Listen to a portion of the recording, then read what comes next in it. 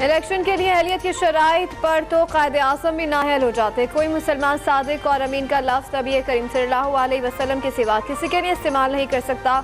नाअहली मुद्दत तयन केस में चीफ जस्टिस के रिमार्क्स आर्टिकल 62 में नाअहली की मुद्दत दर्ज नहीं, ये सिर्फ अदालत ने दी है। जस्टिस मंसूर ने कहा कि सजा मिल गई तो बात खत्म क्यों नहीं हो जाती। कैसे हो सकता है कि सजा काटने के बाद भी इंतखाबात ना लड़ सके। हर सजा की मुद्दत है तो नाअहली तायाब कैसे हो सकती है। अटॉर्नी जनरल ने कहा नवाज शरीफ तायाब नाअहली फैसले पर नजरसानी होनी चाहिए।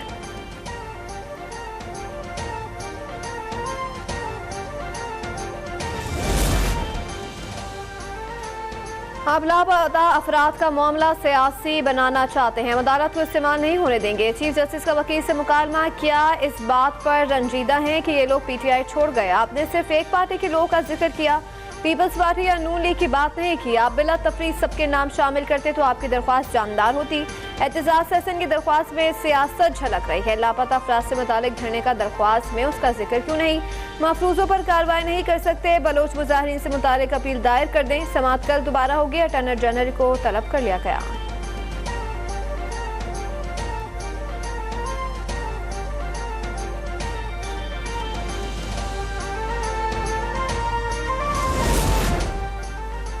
लापता अफराद पर शीरी मजारी का बिल गायब हो गया। क्या उन्होंने इस्तीफा दिया? जो पौधे पर होते हैं तो कोई जिम्मेदारी नहीं उठाता। लापता अफराद केस में चीफ जस्टिस की रिमार्क्स। उन्होंने कहा आपकी पार्टी के वोट से बने चेयरमैन सेनेट ने आपका ही बिल गुम कर दिया। क्या आपने उन्हें हटाने की दरख्वास्त की? आप सादिक संजरानी को फरीक तो बनाए।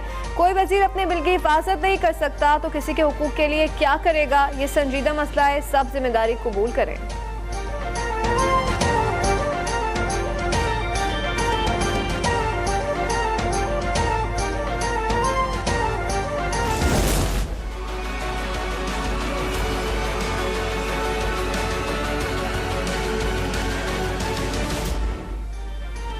तहरीक-ए-इंसाफ पार्टी इंतखाबात और इंतखाबी निशान केस का फैसला महफूज कर लिया गया। पेशावर हाईकोर्ट में समाअत हुई। इलेक्शन कमीशन ने फैसले पर नजरसानी की दरख्वास्त दायर की है।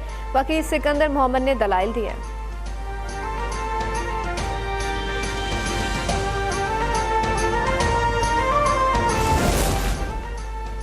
कोहाट के रिटर्निंग अफसर की मुअत्तली पर पेशावर हाई कोर्ट का हुक्म कदम करार। सुप्रीम कोर्ट ने रिमार्क्स दिए। लगता है कुछ लोग चाहते हैं कि इलेक्शन ना हो। हाई कोर्ट के जज ने नोटिस करना भी मुनासिब ना समझा।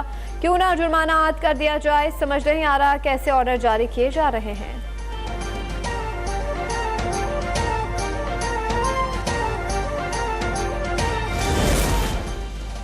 फैसलाबाद धरने की तहकीकात। साबिक लेफ्टिनेंट जनरल फैज हमीद की कमीशन के सामने पेशी का इम्कान। वजारत दाखिला में सिक्योरिटी सख्त कर दी गई।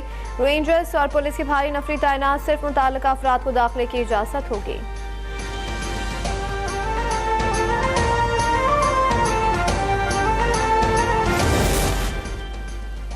तीन साल में बिजली सार्फिन से 1300 अरब से जायद टैक्स वसूल किया गया। दस्तावेज के मुताबिक पीटीवी फीस की मद में 25 अरब 70 करोड़ रुपए अवाम की जेब से निकाले गए। जनरल सेल्स टैक्स के नाम पर 9 खरब 74 अरब की वसूली की गई। इलेक्ट्रिसिटी ड्यूटी के लिए 64 अरब 25 करोड़ रुपए लिए गए।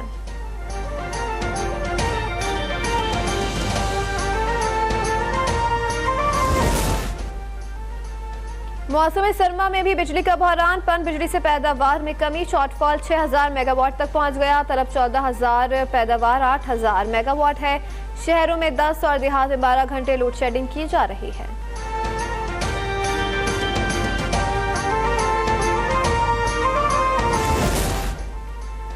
सारा इनाम कत्ल केस में पेशरफ। वालिद ने सबीना शाह की बरियत के खिलाफ इस्लामाबाद हाईकोर्ट में अपील दायर कर दी। उन्होंने मीडिया से गुफ्तगू में कहा कि बखुआ के रोज फार्म हाउस पर शाहनवाज के साथ उनकी वालिदा भी थी।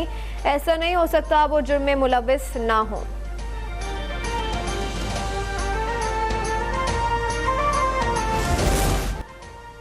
जापान में 7.6 की शिद्दत का हौलनाक ज़लज़ला। 48 अफराद हलाक। दर्जनों इमारतें और सड़कें तबाह। रनवे पर दरारें पड़ गई। हजारों घरों की बिजली मुनक़ता। 150 आफ्टर शॉक्स महसूस किए जा चुके हैं।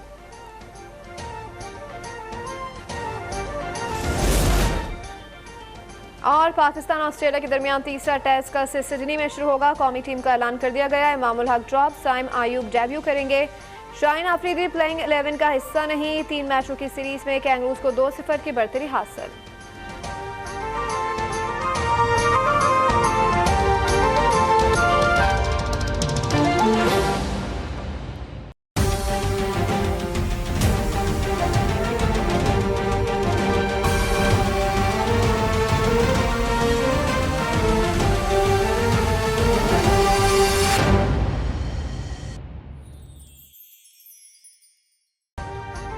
अभी सब्सक्राइब करें ताकि कोई खबर रह न जाए।